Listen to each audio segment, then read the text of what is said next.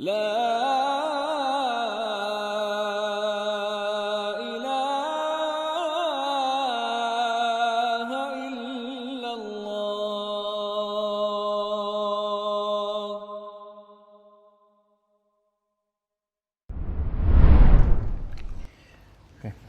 Bismillahirrahmanirrahim.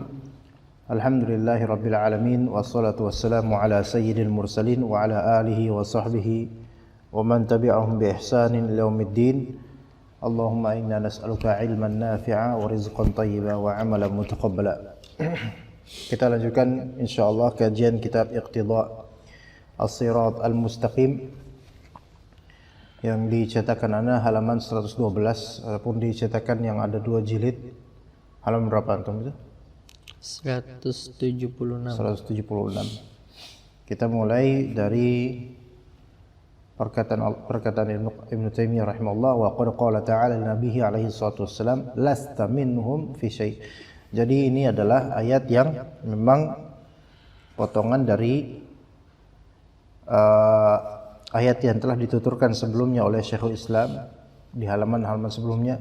Innal ladzina farraqu dinahum wa kanu syi'a lasta minhum fi syai'. Orang-orang yang telah memecah belah agama mereka dan mereka bergolong-golongan, itu bukan urusanmu lagi, ya, bukan bebanmu lagi. Innama amruhum ilallah, urusan mereka itu nanti ada pada Allah Subhanahu wa taala. Maka kita mulai membahas ayat tersebut yang menunjukkan tabarruknya Allah dan Rasulnya terhadap orang-orang musyrikin. Tabarruk yaitu berlepas dirinya Allah Ta'ala dan Rasulnya terhadap orang-orang musyrikin yang telah memecah belah agama Allah Subhanahu wa Ta'ala. Falyatafaddal al-qari, iqra', tafadhal. Bismillahirrahmanirrahim.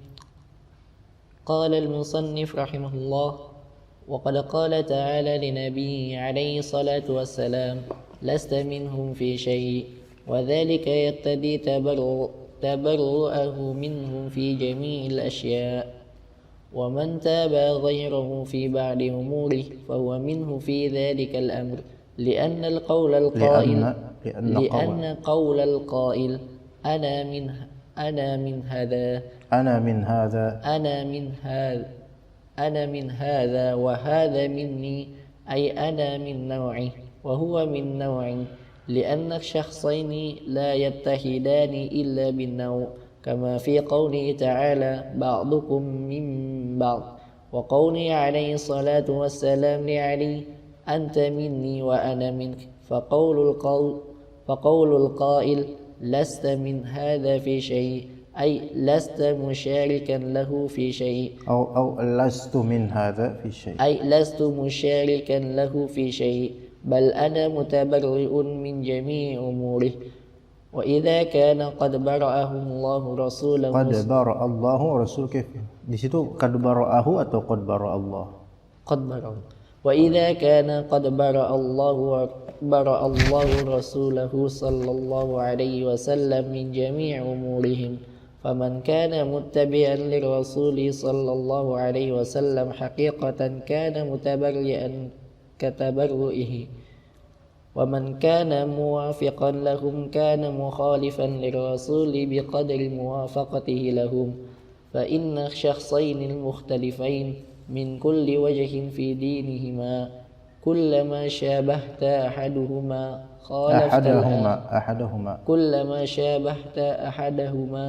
خالفت الآخر. طيب. بسم الله الرحمن الرحيم. قال المؤلف رحمه الله وقد قال تعالى لنبيه عليه الصلاة والسلام لست منهم في شيء. Allah Subhanahu wa taala telah mengatakan kepada Rasulullah sallallahu alaihi wasallam lasta minhum fi syai'. Ya, jadi engkau tidak terbebani akan kelakuan mereka, yaitu mereka telah mentafriq agama Allah Subhanahu wa taala. Jadi tidak ada tanggung jawabmu terhadap mereka setelah mereka diberikan hujjah, kemudian mereka justru tidak ikut dan malah semakin menjadi-jadi. Itu bukan tugasmu lagi, itu bukan tanggung jawabmu lagi. Maka tidak ditanya lagi bagaimana, kenapa mereka kok tidak mau ikutan dakwahmu, ya. Lasta minhum fi syai'. Wa dzalika yaqtadi tabarru'ahu minhum fi jami'il asya'. Dan ini melazimkan apa? Melazimkan dari lasta minhum fi syai', ini melazimkan apa? Tabarru'nya Rasulullah SAW daripada mereka, yaitu Rasulullah SAW berlepas diri daripada mereka fi jami'il asya', dalam segala hal. Jadi kalau misalnya udah didakwahi tapi kemudian mereka masih membangkang, lasta minhum fi syai', udah bukan urusanmu lagi, udah biarin aja mereka seperti itu, nanti lihat aja balasan dari Allah. Ini apa kelaziman dari kalimat lasta minhum fi syai' apa? Bara'atuhu, yaitu sikap berlepas dirinya Rasulullah sallallahu alaihi wasallam terhadap orang-orang musyrikin dalam beragam hal dan seluruh hal, fi jamil asya. Qal wa man taba'a ghairahu fi ba'di umurihi fa huwa minhu fi dzalikal amri. Barang siapa yang, nah ini kaidah hayawiyah ya, dalam kehidupan ini, siapa yang mengikuti selainnya dalam sebagian perkaranya, maka disebut fahuwa minhu fi dzalikal amr, maka dia termasuk golongannya dalam hal tersebut. Bisa dipahami enggak di sini? Misalnya kan Rasulullah SAW menyatakan man tashabbaha biqaumin fahuwa minhum. Tapi sekarang barang siapa yang menyerupai suatu kaum, maka dia tergolong dari kaum tersebut. Apakah di sini dimaknai bahwasanya hadis ini baru terwujud pemaknaannya ketika seseorang menyerupai di segala hal? Tidak. Tapi kadang-kadang di beberapa hal saja yang merupakan karakteristik dan kekhususan orang-orang kafir. Man tashabbaha biqaumin fahuwa minhum. Barang siapa yang menyerupai suatu kaum, maka dia tergolong darinya. Dan ini tidak melazimkan harus di seluruh hal dia penyerupaannya, karena isi tasyabaha bukan tamathala. Tashabbuh itu fi ba'dil wujuh, di sebagian hal saja, enggak di semua hal. Ya. Seseorang misalnya mengikuti gaya rambutnya pemain bola tertentu, fahuwa minhu, maka dia termasuk golongan dia, ya. Wa man taba'a ghairahu fi ba'di umuri fahuwa minhu fi dzalikal amr. Bisa dipahami enggak kalimat ini? Bagus kalimat ini, masyaallah. Ya. Tapi di sini ada taqyid, fahuwa minhu apa? Fi dzalikal amr. Jadi dalam hal tersebut saja. Ya, tidak dalam semua hal, karena dia hanya mengikuti dalam suatu hal tertentu. Li'anna qaulal qaili ana min hadza wa hadza minni, ay ana min nawihi wa huwa min nawi. Karena perkataan orang yang berkata di sini ana min hadza hadza minni, I'm part of this and this is part of me, gitu loh. Kayak misalnya seorang suami atau seorang kekasih berkata tentang pasangannya atau kekasihnya, kamu adalah bagian dari hidupku dan aku adalah bagian dari hidupmu, ya. Jadi kita tuh sepasang, sejenis. Ai ana min naw'i wa huwa min naw'i. Begitu juga misalnya pendukung sepak bola. Ya, antum mencintai tim apa misalnya, Persija, ya kan? Maka antum disebut apa? Jackmania bukan? Jackmania. Kalau Bandung apa? Persib. Nama julukannya apa julukannya? Persib julukannya apa? Viking, Viking misalnya, ya. Kalau kata orang Sunda, aing Viking, ya. Di sini kan apa? Ana min nau'ihi, ana min nau'i Viking, ya. Sebenarnya bahasa yang benar adalah Viking, ya. Bahwa min nau'i, ya Persib gua banget gitu, aing banget. Nah gitu kan. Jadi ini ana min hadza minni. Inilah ketika pasti orang memiliki penyerupaan terhadap yang dia sukai. Ya, seperti memakai kaos bolanya, ya, kemudian dia merasa bagian dari klub tersebut, ya. Maka di sini li'anna asy-syakhsaini la yattahidani illa bin naw'i. Dua pihak, dua orang itu tidak bisa bersatu kecuali dengan semacamnya. Kecuali ada macam yang mengikat mereka, ada jenis yang mengikat mereka, ada alasan yang mengikat mereka. Enggak bakal bisa mereka bersatu tanpa ada alasan. Ya, kama fi qaulihi ta'ala ba'dukum min ba'd. Ya, sebagian dari kalian dari sebagian lainnya. Wa qaulihi alaihi salatu wassalamu li Ali, perkataan Nabi SAW kepada Ali bin Abi Thalib, anta minni wa ana minka. engkau dari golonganku dan aku pun dari golonganmu. Maka di sini ada satu meragam, satu macam antara diriku dan dirimu. Faqaulul qail lastu min hadza fi syai' ay lastu musyarikan lahu fi syai'in. Kalau misalnya ada seorang berkata lastu min hadza fi syai', I'm not part of this anything. I'm not anything part of this, atau aku bukan bagian apapun dari hal ini.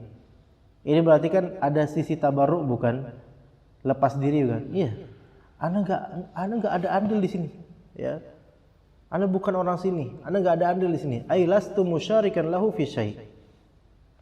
Kayak misalnya ada kan biasa patroli itu dinas atau patroli polisi tengah malam, kemudian menemukan beberapa anak-anak muda, ya kan? Apa di gap gitu, apa namanya? Ke gap itu apa?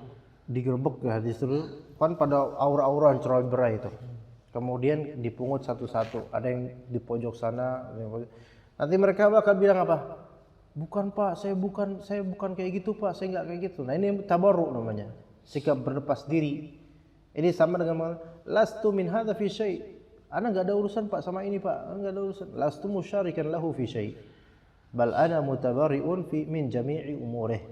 Ya, saya sama sekali enggak ada bagian dengan dia gitu. Dia bukan bagian saya. Wa idza kana qad barra Allahu rasulahu min jami'i umurihim. Nah, sekarang paragraf yang barusan tadi kita bahas itu kaidah, ya. Kemudian ditanzil kaidah tersebut ke bagaimana Allah Subhanahu wa taala membebaskan diri Rasulnya dari segala perkara yang berkaitan dengan orang-orang kafir. Faman kana, nah sini lihat berarti barra Allahu rasulahu min jami'i umurihim.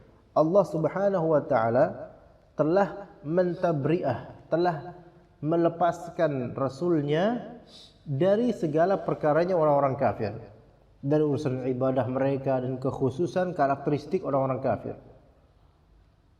Berarti di sini Rasulullah sallallahu alaihi wasallam dengan orang-orang kafir itu satu nau' bukan? Rasulullah dengan orang-orang kafir satu jenis bukan? Hah? Jenis apa? Enggak lah. Enggak. Kan Allah telah memisahkan Rasulullah SAW dengan orang kafir. Ada Rasulullah SAW dan hizb beliau, dan ada orang-orang kafir, yaitu hizbus syaitan. Allah Ta'ala qad barra Allahu rasulahu min jami'i umuri hadhil ummah, yaitu umat Kristen, umat musyrik ini. Ya, dilepas. Lasta minhum fi syai'. Ya, kamu tidak bertanggung jawab atas mereka. Karena mereka telah mencerai-beraikan agama mereka sendiri, bikin hal yang bid'ah sendiri, maka kamu tidak bertanggung jawab atas hal itu. Wa ma 'ala rasulina illal balagh. Yaitu yang wajib atas Rasul kami hanyalah apa? Menyampaikan. Adapun ketika mereka bertingkah, itu bukan urusanmu lagi, gitu. Maka di sini Allah Ta'ala telah mentabri'ah, yaitu telah membebaskan diri Rasulullah SAW dari segala perkaranya orang-orang kafir ini. Ya, berarti ini ada dua hizb. Hizbnya Rasulullah SAW dan hizbnya orang-orang kafir atau musyrikin. Nah, sekarang berarti ada naw'an. Ada dua naw'nya selaras dengan Rasulullah dan naw'nya selaras dengan orang musyrikin. Ini yang disebut tadi sama Ibnu Taimiyah apa? Asy-syakhsaini la yattahidani illa binaw'. Dua pihak tidak mungkin bisa bersatu kecuali pasti ada satu macam, ada satu jenisnya. Sedangkan ini Allah Subhanahu wa taala memisahkan antara keduanya. Sama sekali lasta minhum fi syai'. Ingat dalam usul fiqih, syai'in nakirah fi siyaq an-nafi, berarti umum. Dalam segala hal Rasulullah dilepaskan perkaranya daripada orang-orang kafir. Maka ini bertentangan antara Rasulullah dengan orang-orang kafir. Ya, paham di sini? Faman kana muttabi'an lirrasuli haqiqatan kana mutabarri'an katabarru'ih.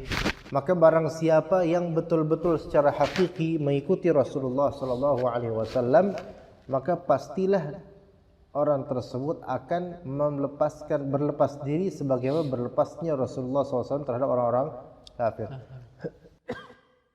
Sampai sini paham nggak? Jadi kalau misalnya seseorang berusaha meniti ittiba kepada Rasulullah SAW, maka dia pasti juga akan bersikap serupa dengan Rasulullah dari segi apa? Berlepas dirinya Rasulullah terhadap orang-orang kafir. Nah, kalau misalnya ternyata kita masih suka pakai baju bola, ya, kemudian misalnya kita saking suka dengan Didier Drogba misalnya, ya, kita ngefans sama orang tersebut. Kemudian kalau main futsal selalu pakai baju keramat yang dia miliki, Drogba. Ya. Berarti dia di sini apa? Tidak berlepas diri dari orang kafir, ya kan? Maka di sini dia seorang muttabi' bukan kepada Rasulullah, tidak. Nah, gitu kan? Dalam konteks ini dia tidak ittiba kepada Rasulullah karena tidak mungkin dia menggabungkan antara dua hal yang beda macam atau beda yang bertentangan bahkan, ya. Nah, sampai situ. Paham insyaallah? Faman kana muttabi'an lirrasuli haqiqatan kana mutabarri'an katabarru'ih. Kemudian qala Syekhul Islam rahimahullah, wa man kana muwafiqan lahum kana mukhalifan lirrasuli biqadri muwafaqatihi lahum. Barang siapa yang selaras dengan mereka, selaras dengan pihak yang Rasulullah berlepas diri darinya, yaitu orang-orang kafir. Siapa yang selaras dengan orang-orang kafir, maka dia mukhalifan lirrasul. Dia menyelisihi Rasulullah SAW biqadri muwafaqatihi lahum, tapi mukhalafahnya, penyimpangannya terhadap Rasulullah itu kadarnya sesuai dengan kadar keselarasan mereka, dirinya dengan orang-orang kafir. Bisa dipahami nggak? Gampang nggak memahaminya atau perlu sedikit pemikiran ya? Fa inna syakhsaini, nah di sini antum garis bawahi Rafi'i di fa inna syakhsaini mukhtalifan. Ini penting. Fa inna syakhsaini al-mukhtalifaini min kulli wajhin fi dinihima kullama syabahta ahadahuma khalafta al-akhar. Ya. Dua pihak. Ya. Ada dua syakhsain, dua pihak. Mukhtalifaini. Keduanya ini mukhtalifain, yaitu apa? Berbeda. Dan perbedaannya itu bukan min ba'dil wajuh atau gimana, tapi min kulli wajhin, di setiap apa? Di setiap sisinya itu berbeda, dan perbedaannya itu di masalah beragamanya gitu loh. Ya. Nah, ini ada dua pihak bertentangan dari segala sisi agama, religi. Maka kullama syabahta ahadahuma khalaftal akhar. Setiap engkau menyerupai salah satu dari mereka, maka sama dengan engkau menyelisihi satunya lagi. Ngerti enggak? Dua pihak. Pihaknya Rasulullah, kaum muslimin dengan pihak orang-orang kafir. Ini bertentangan ini. Da fi kulli wajh. Kullama syabahta ihdahuma atau ahaduhuma, engkau menyerupai golongannya Rasulullah SAW. Maka penyerupaan tersebut ada bentuk penyelisihan terhadap orang-orang musyrik. Dan sebaliknya, engkau menyerupai orang-orang musyrik, pasti engkau sedang menyelisihi perkaranya Rasulullah SAW dan kaum muslimin. Begitu. Ya. Saya baca. Tafadhal. Wa qala subhanahu wa ta'ala lillahi ma fis samawati wa ma fil ard wa in tubdu ma fi anfusikum aw tukhfuhu yuhasibakum bihillah ila akhir surah. Wa qad rawa Muslimun fi sahihi عن العلاء بن عبد الرحمن عن أبي هريرة رضي الله عنه قال لما نزلت على رسول الله صلى الله عليه وسلم لله ما في السماوات وما في الأرض وإن تبدوا ما في أنفسكم أو تخفوه يحاسبكم به الله الآية. اشتد ذلك على أصحاب رسول الله صلى الله عليه وسلم فأتوا رسول الله صلى الله عليه وسلم ثم بركوا على ركبي فقالوا أي رسول الله كلفنا ما نطيق الصلاة والصيام والجهاد الصلاة والصيام والجهاد والصدقة وقد نزلت عليك هذه الآية ولا نطيقها قال رسول الله صلى الله عليه وسلم أتريدون أن تقولوا كما قال أهل الكتابين من قبلكم سمعنا وعصينا بل قولوا سمعنا وأطعنا غفرانك ربنا وإليك المصير فلما اقترأها القوم وذلت بها ألسنتهم أنزل الله في إثرها آمن الرسول بما أنزل إليه من ربه والمؤمنون كل آمن بالله وملائكته وكتبه ورسله لا نفرق بين أحد من رسله وقالوا سمعنا وأطعنا غفرانك ربنا وإليك المصير فلما فعلوا ذلك نسخها الله فأنزل الله لا يكلف الله نفسا إلا وسعها لها ما كسبت وعليها ما اكتسبت ربنا لا تؤاخذنا إن نسينا أو أخطأنا قال نعم ربنا ولا تحمل علينا إصرا كما حملته على الذين من قبلنا قال نعم ربنا ولا تحملنا ما لا طاقة لنا به قال نعم واعف عنا واغفر لنا وارحمنا أنت مولانا فانصرنا على القوم الكافرين قال نعم فحذرهم أحسنت. قال المؤلف رحمه الله وقال سبحانه وتعالى lillahi ma fis samawati wa ma fil ard, milik Allah lah yang di langit dan di bumi. Wa in tubdu ma fi anfusikum aw tukhfuhu yuhasibukum bihillah. Ini yang akan kita bahas. Apa yang kalian tampakkan di diri kalian dan kalian sembunyikan diri kalian, Allah Ta'ala akan menghisabnya. Allah akan minta pertanggungjawaban dan menanyakannya. Ini ayat ila akhir surah, ya, 2 ayat terakhir dari surat Al-Baqarah atau 3 ayat terakhir dari surat Al-Baqarah, ya, ayat-ayat yang sangat-sangat agung. Nah,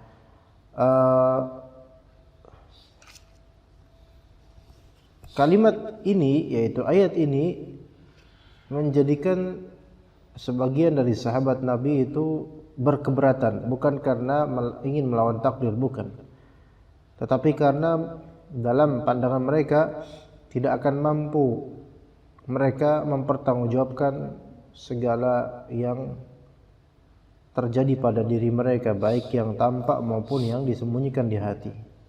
Maka kita baca riwayat dari Muslim dari Abu Hurairah radhiyallahu anhu qala lamma nazalat ala Rasulillah sallallahu alaihi wasallam, ketika turun ayat tadi kata Rasulullah SAW, ishtadda dzalika ala ashabi Rasulillah sallallahu alaihi wasallam fa atau Rasulullah.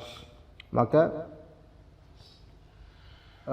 makna dari ayat tersebut yang mereka pahami itu membuat mereka merasa berkeberatan, merasa mendapatkan beban yang begitu berat, dan bahkan mereka merasa tidak mampu untuk melaksanakannya.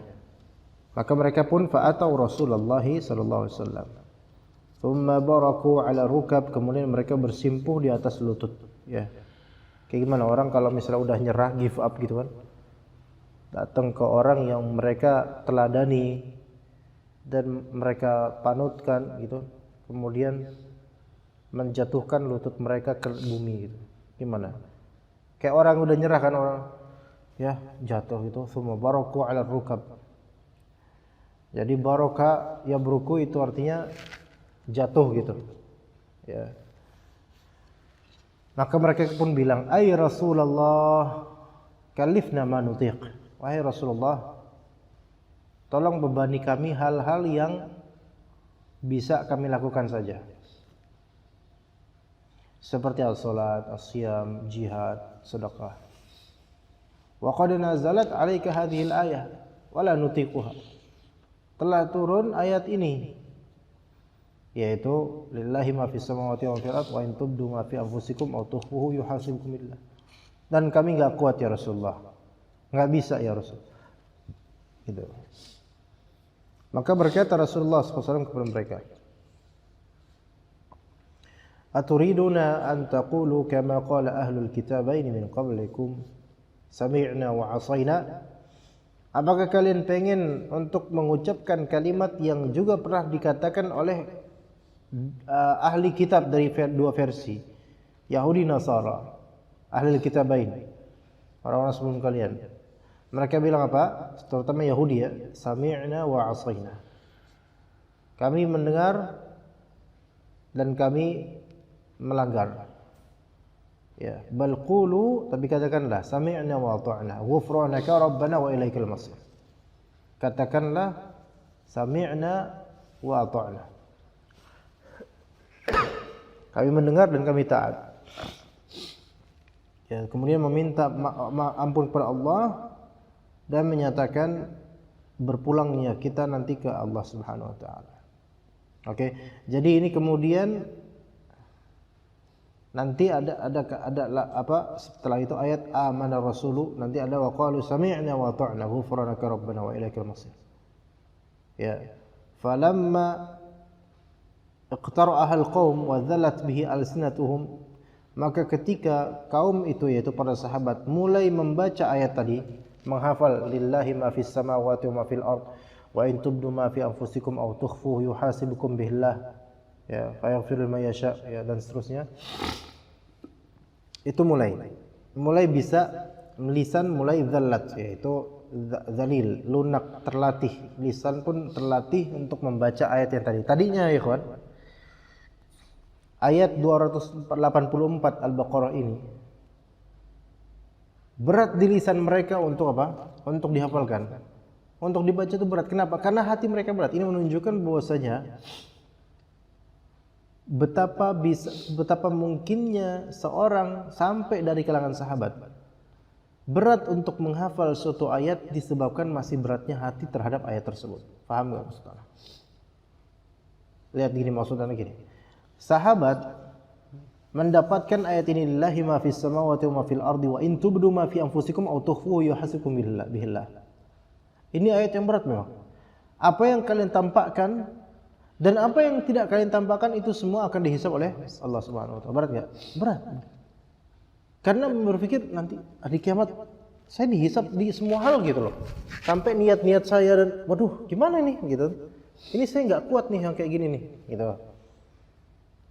Maka ketika merasa hati itu berkeberatan dengan itu, lisan pun keluh untuk mengikuti kalimat ini dan menghafalnya. Begitu. Ini yang faham maknanya. Nah, yang tidak faham maknanya itu biasanya berat karena apa? Merasa ayat ini berat untuk dihafalkan, makanya susah dihafalkan. Jadi kerap kali yang membuat kita susah dalam menghafal suatu ayat itu adalah mindset. Ya. Adapun kalau mindset sudah baik, sudah lunak, nanti lunak lisan kita insyaallah. Maka disangka di sini wa dzallat biha alsinatuhum. Maka lidah-lidah mereka mulai terlatih. Dzalil, lidahnya mulai lunak gitu. Apa? Rendah ya, dzalil, lunak, terlatih.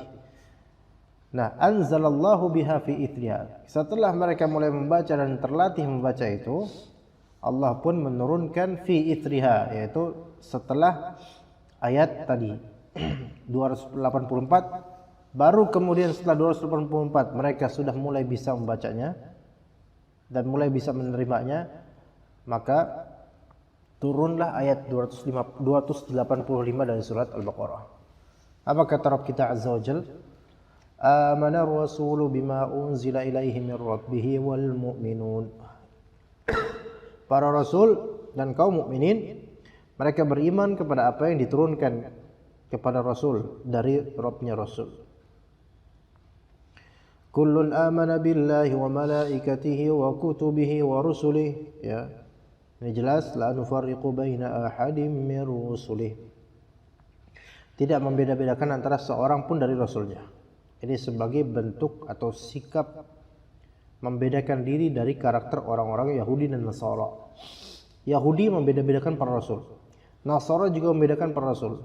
Islam la nufarriqu baina ahadin min rusulih. Ya. Wa qalu sami'na wa ata'na. Dan mereka orang-orang beriman berkata, kami mendengar dan kami taat. Ini karakter orang beriman, menyelisihi karakter orang Yahudi dan Nasara. Ini karena hadis mempanjang ini sebagai syahid, dalil bukti bahwasanya orang Muslim harus menyelisihi orang-orang ahli kitab. Bahkan dari urusan kalimat perkataan sami'na wa asaina, ganti sami'na wa ta'na. Dari sikap berkeberatan terhadap syariat, ganti dengan sikap apa? Berkeluasan dengan syariat.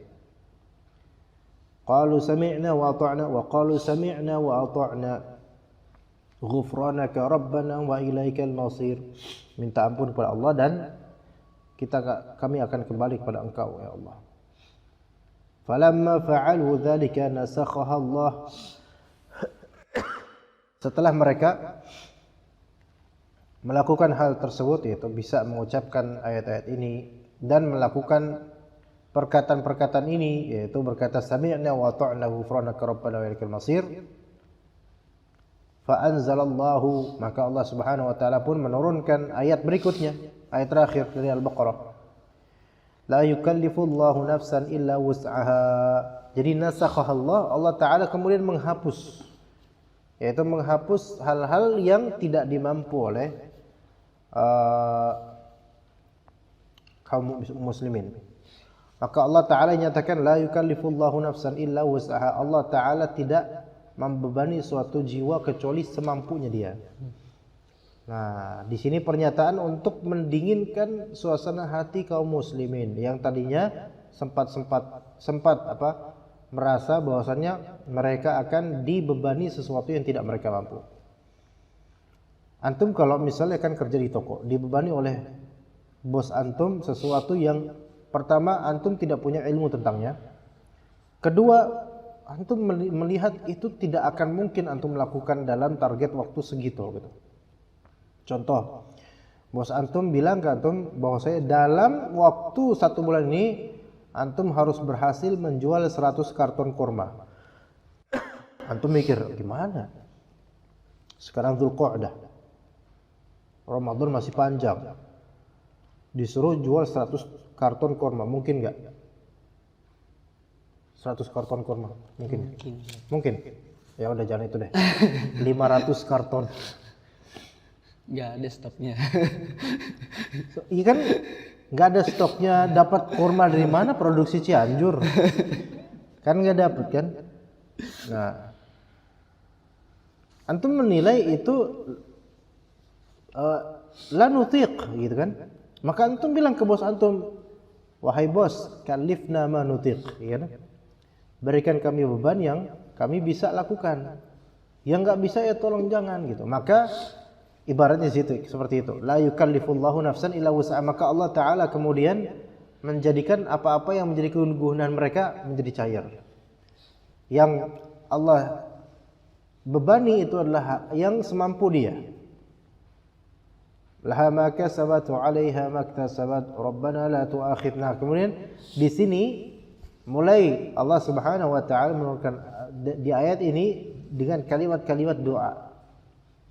Rabbana la tu'akhidna in nasina aw akhtana. Ya Allah, janganlah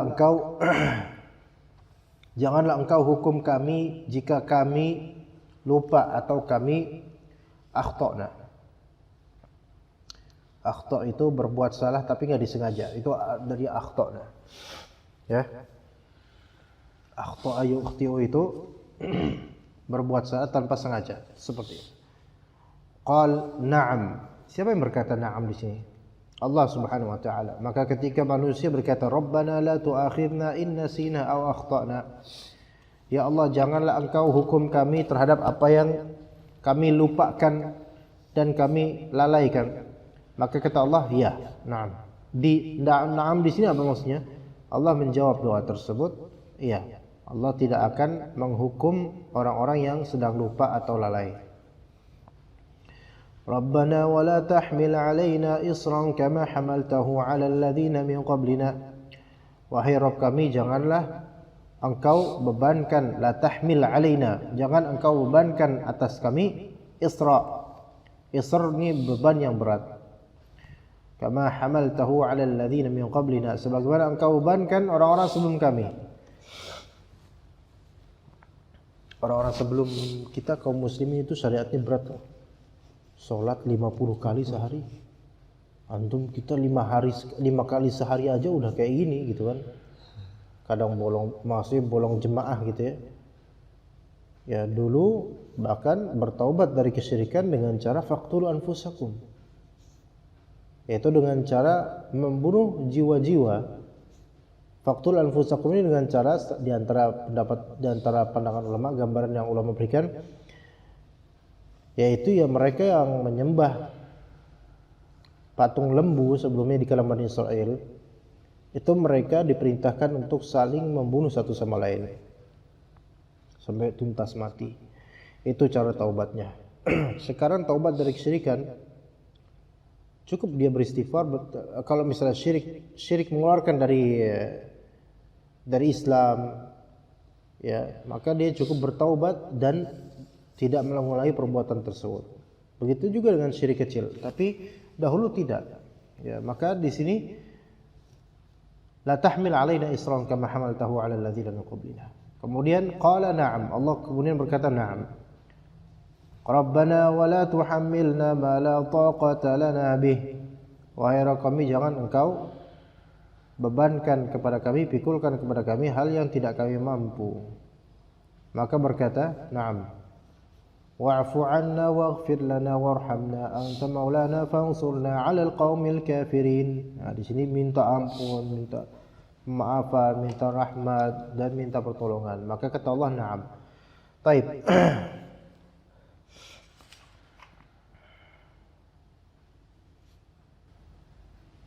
Coba dibaca. Fahadzarahum. قال المصنف رحمه الله فحذره النبي صلى الله عليه وسلم أن يتلقوا أمر الله بما تلقاه أهل الكتابين وأمرهم بالسمع والطاعة فشكر الله له ذلك حتى رفع الله عنهم الأصار والأغلال التي كانت على من كان قبلنا. فحذرهم النبي صلى الله عليه وسلم.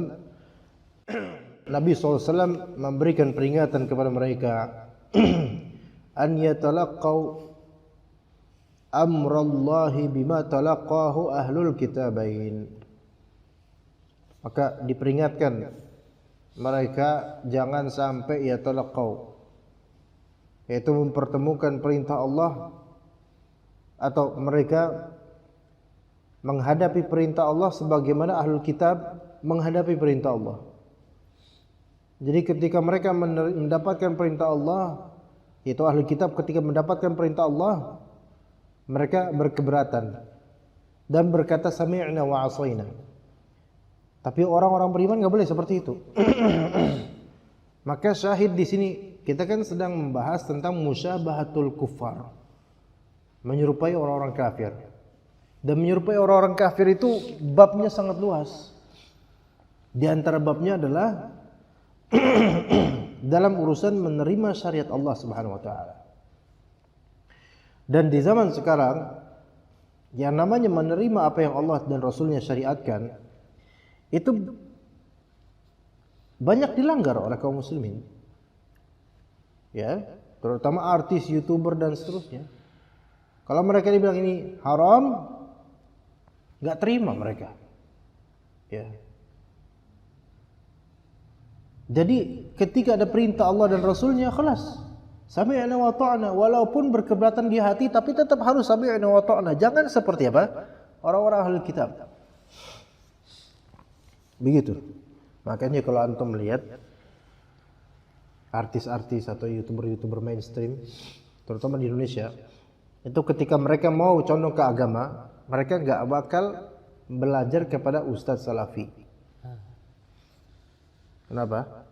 Karena dari semua golongan hanya asatidz Ahlussunnah Salafiyin yang juga memiliki prinsip amar ma'ruf nahi munkar yang terbaik.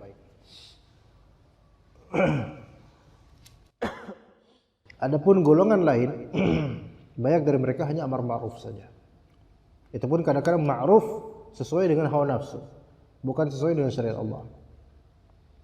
Nahi munkarnya tidak.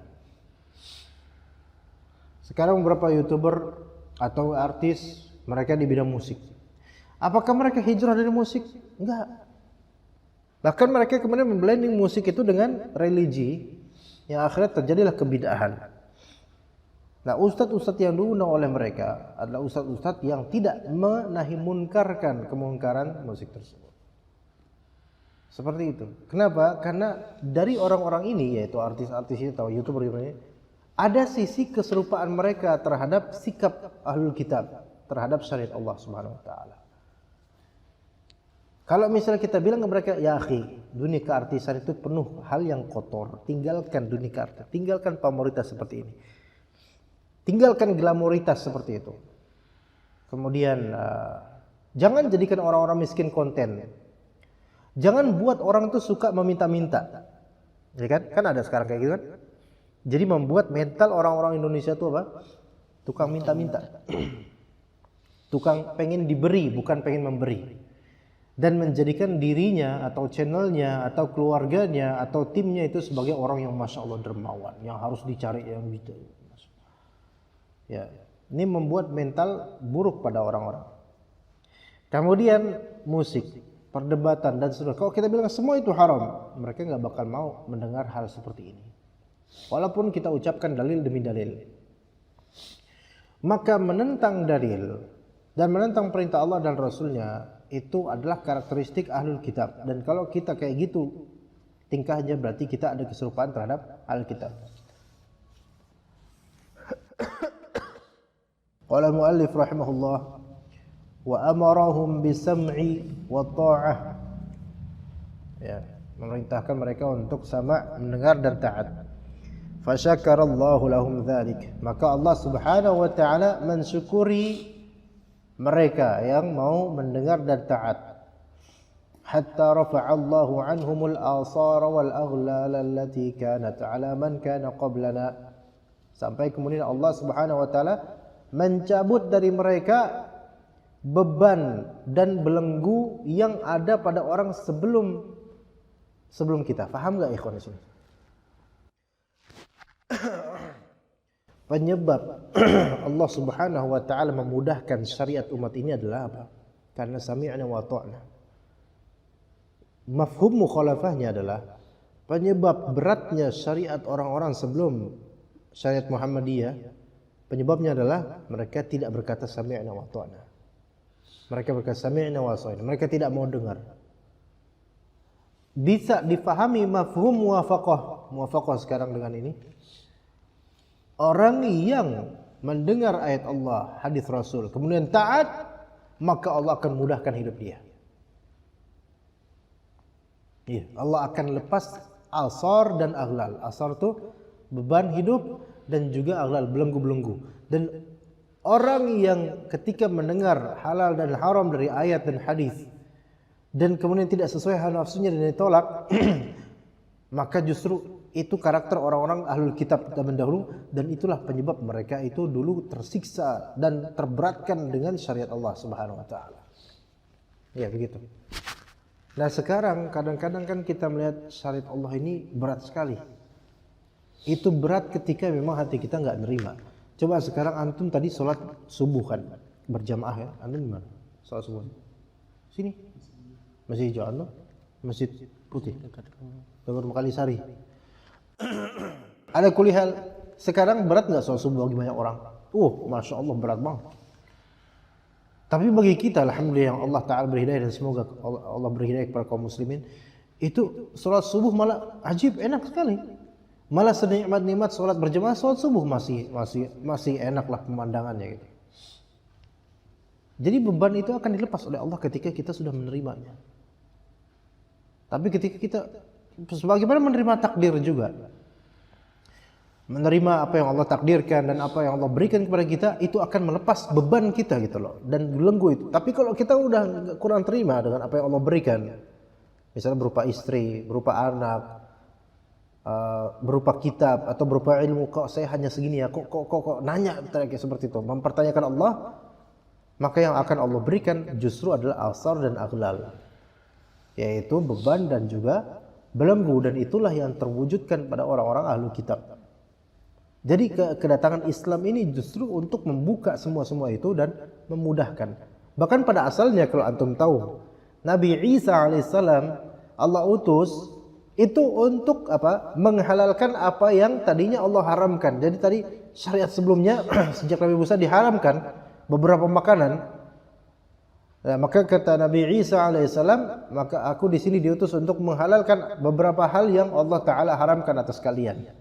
Jadi untuk memudahkan, tapi mereka justru menolak hal tersebut. Akhirnya Allah Ta'ala persulit, ya, gitu. Faham? Ya, baik.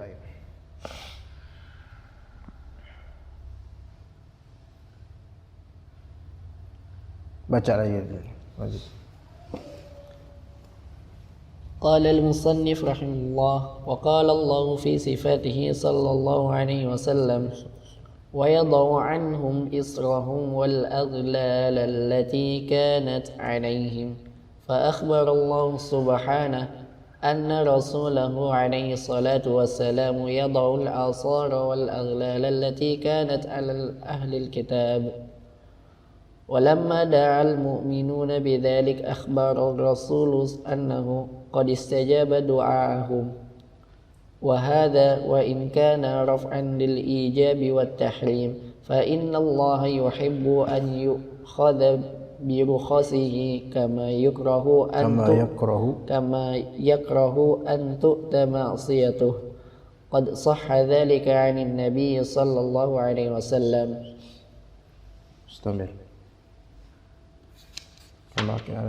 كما كان النبي عليه الصلاة والسلام يكره مشابهة أهل الكتابين في هذه الآثار والأغلال والأغلال وزجر أصحابه عن التبتل وقال لا رهبانية في الإسلام وأمر بالسحور والنهى عن المواصلة وقال فيما يعيب أهل الكتابين ويحذر موافقتهم فتلك بقاياهم في الصوامع وهذا باب واسع جدا. Sampai situ insyaallah.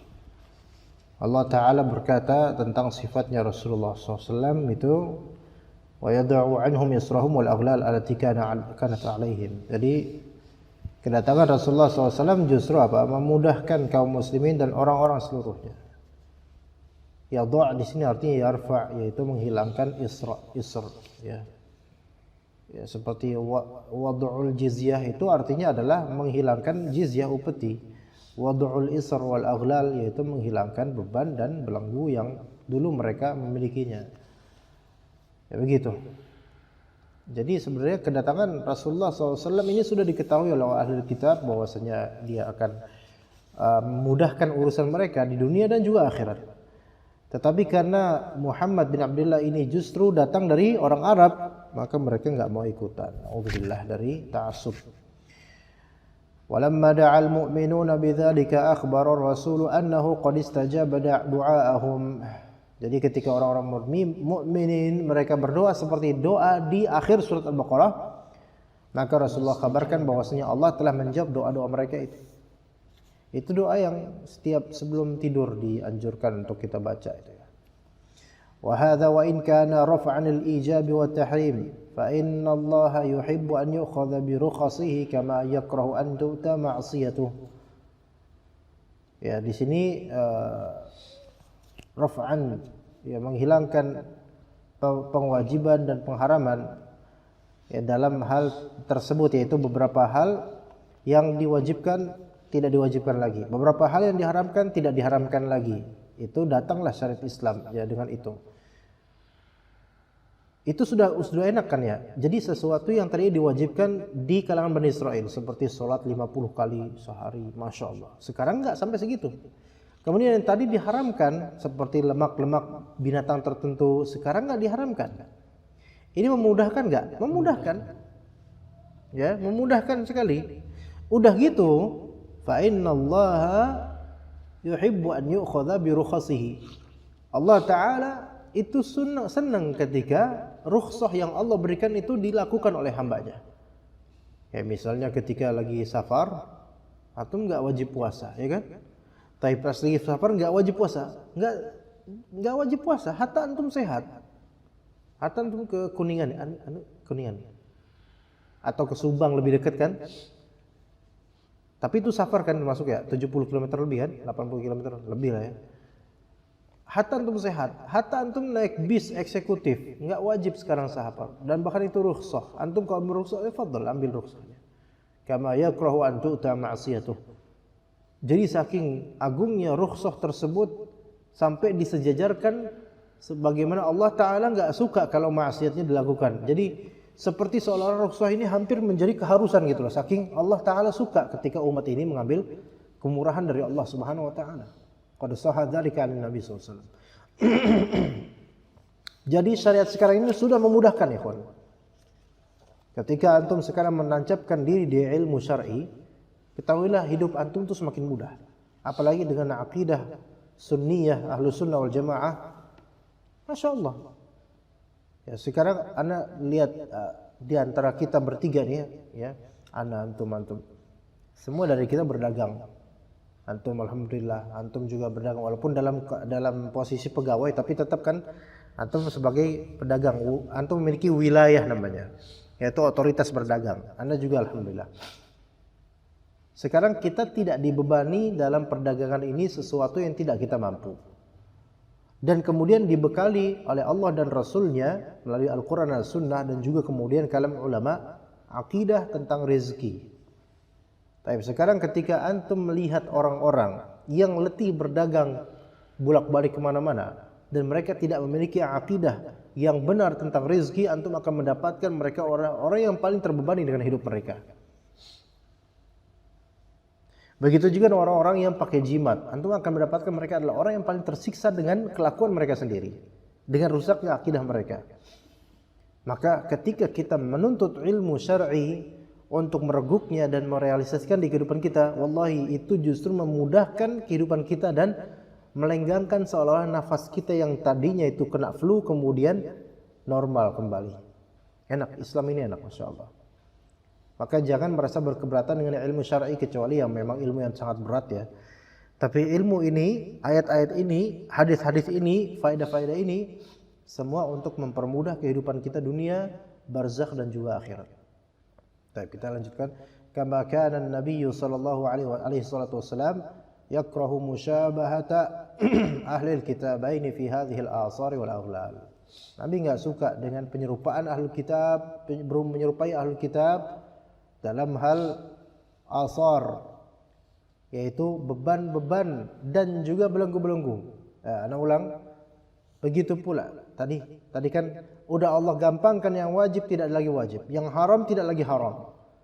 Kemudian Allah Ta'ala ingin hambanya juga menerapkan rukhsah, kemurahan dari Allah.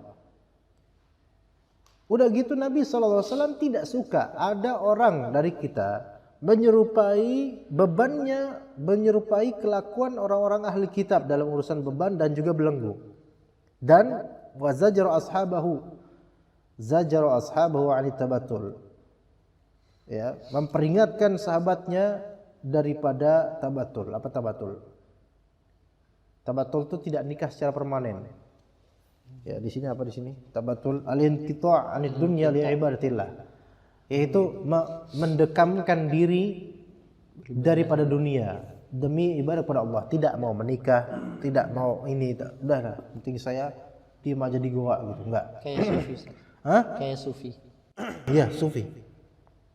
Tabatul ini di zaman Nabi pernah ada sahabat 3 orang yang pengen melakukan itu.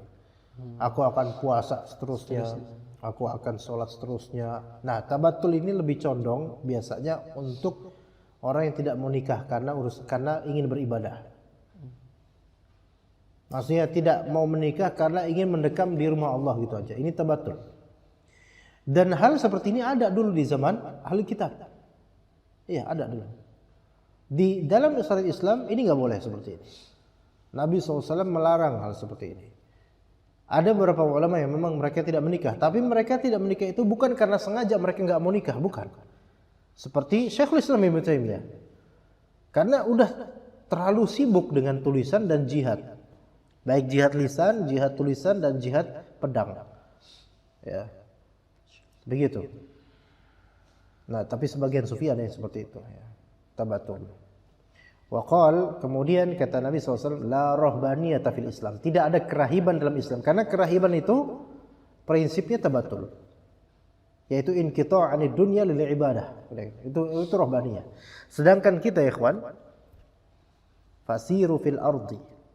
Ya, di dalam surat Al-Mulk juga diperintahkan, famshu fi manakibiha wa kulu min rizqih. Wa amara bisuhur, dan memerintahkan untuk sahur, wa naha 'anil muwasalah, melarang puasa wisal, yaitu 2 hari dan lebih sampai malam-malamnya tidak makan, tidak minum. Dilarang oleh Rasulullah SAW. Ya, yang dulunya itu ada. Dulunya ada. Wa qala fi ma ya'ibu ahlal kitabaini wa yuhadhdhiru muwafaqatahum fatilka baqayahum fi sawami'. Dan Rasulullah SAW juga berkata dalam rangka menjelekkan ahli kitab dan memperingatkan kaum muslimin daripada menyerupai mereka. Kemudian menyatakan fatilka baqayahum fi sawami', itu adalah sisa-sisa peninggalan mereka di sinagog dan gereja mereka. Ya. Sauma'ah itu tempat peribadatan. Wa hadza babun wasi'un jidda. Ini adalah pintu yang sangat, bab yang sangat luas ya. Kita cukup insyaallah untuk iktidha sampai ini dulu. Dan Anda harapkan ini bermanfaat untuk Anda dan kaum muslimin, karena apa yang ada di kitab ini tercermin di zaman sekarang ya.